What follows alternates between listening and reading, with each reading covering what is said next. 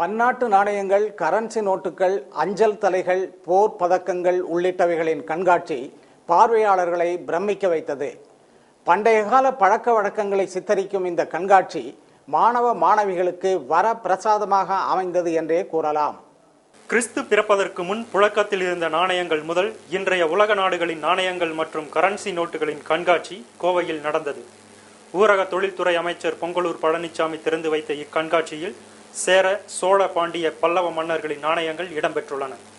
மேலும் டச்சுக்காரர்கள், போர்ச்சுகீசியர்கள், பிரிட்டிஷார் ஆகியோர் இந்தியாவில் வெளியிட்ட தங்கம், செம்பு, ஈய நாணயங்களும் கண்காட்சியை அலங்கரித்தன. ஐரோப்பிய நாட்டு இராணுவ அதிகாரிகள், வீரர்கள், அரச குடும்பத்தினர்கள் பயன்படுத்திய பழமையான பித்தளை, நிக்கில், செம்பு அணிகலன்கள் மற்றும் பல நாட்டின் போர் பதக்கங்கள் பார்வையாளர்களை பிரமிக்க வைத்தது. நாணயங்கள், பணத்தாள்கள் அழித்து ஒழிக்கப்படாமல், தபால் தலையில் கிழித்து அளிக்கப்படாமல், பால்படுத்தாமல் காப்பாற்றப்பட வேண்டும். நமது வரலாற்று சின்னங்கள் மறைந்து போகாமல் காப்பாற்றப்பட வேண்டும். பண்டைய நாணயங்கள் மூலமாக நமது வரலாற்றுகளை தெரிந்து கொள்ளவும், பண்டைய ஆட்சியாளர்களை பற்றி தெரிந்து கொள்ளவும், மாமன்னர்களை பற்றி மக்கள் அறிந்து கொள்ளவும் இது வகைப்படுகிறது. நமது நாட்டுடைய கருவூலமான இந்த நாணயங்கள் எல்லாம் சேகரிப்பதனால் ஒவ்வொருவரும் அருங்காட்சியகமாக திகழ்கிறார்கள். தமிழகம், கேரளா, டெல்லி, ராஜஸ்தான் உட்பட நாட்டின் பல்வேறு மாநிலங்களில் இருந்தும் தபால் தலை சேகரிப்பாளர்கள் தங்களின் சேமிப்புகளை காட்சியில் வைத்திருந்தனர். தங்கம் மற்றும் பிளாஸ்டிக்கால் ஆன ஸ்டாம்புகள், விதவிதமான அஞ்சல் கவர்கள், இந்திய சமஸ்தான அரசர்கள் மற்றும் பிரிட்டிஷ் அரசுகள் வெளியிட்ட கிரய பத்திரங்கள் வரலாற்று சிறப்புகளை பறைசாற்றின. உலகில் 120 நாடுகளில் நமது தேச தந்தை காந்திஜியின் உருவப்படம் அச்சிடப்பட்ட தபால் தலைகள் வெளியிடப்பட்டுள்ளதை இக்கண்காட்சி மெய்ப்பித்தது. இங்கே சோளா காயின்ஸ் எல்லாம் இருக்குது. அப்புறம் பிரிட்டிஷ் ஆண்ட காலத்தில் அவங்க என்னென்ன காயின்ஸ் யூஸ் பண்ணாங்க, ஸ்டாம்ப்ஸ் எல்லாமே இங்கே இருக்குது. அப்புறம் பழைய பொருள்கள், அவங்க நம்ம நாட்டு ராஜாக்கள் ஆண்ட பழைய பொருட்கள்ஸ் எல்லாம் இங்கே வச்சுருக்காங்க. பழங்காலத்தில் SMS, இமெயில் அதெல்லாம் கிடையாது. அங்கேருந்து மக்கள்லாம் இந்த தபால் தலை அதெல்லாம் வச்சு தான் பண்ணிட்டு இருந்தாங்க. இப்போ அந்த மாதிரி மக்கள் யாரும் பண்ணுறது கிடையாது. அந்த மாதிரி இப்போவும் நம்ம பண்ணோம்னா ரொம்ப இம்பார்ட்டண்ட்டாக இருக்கும், யூஸ்ஃபுல்லாக இருக்கும். இங்கே நிறைய ஸ்டாம்ப்ஸ்லாம் வச்சுருக்காங்க, ரொம்ப யூஸ்ஃபுல்லாக இருக்குது.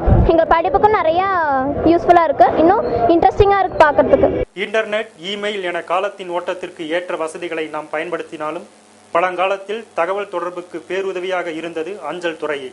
இந்த தபால் சேவையினால் தான் நாடு விட்டு நாடு நாம் தகவல் பரிமாற்றம் செய்ய முடிந்ததுடன் கலாச்சாரம், பண்பாடு ஆகியவற்றை பகிர்ந்து கொள்ளவும் வாய்ப்பாக அமைந்தது என்பதை மறக்க முடியாது. இங்க இருக்கக்கூடிய நாணயங்கள், தபால் தலைகள் இதெல்லாம் மாணவர்கள் பார்த்து பயன்படுறதுக்கு உபயோகமா இருக்கு. தபால் தலைகள் இந்த காலத்துல யாருமே பயன்படுத்த முடியாத அளவுல போயிடுச்சு. ஏன்னா இமெயில், SMS இதெல்லாம் இந்த தொலைதூர தொழில்நுட்பம் எல்லாம் வந்ததுனால இதெல்லாம் யாருமே பயன்படுத்த முடியாம போயிடுச்சு.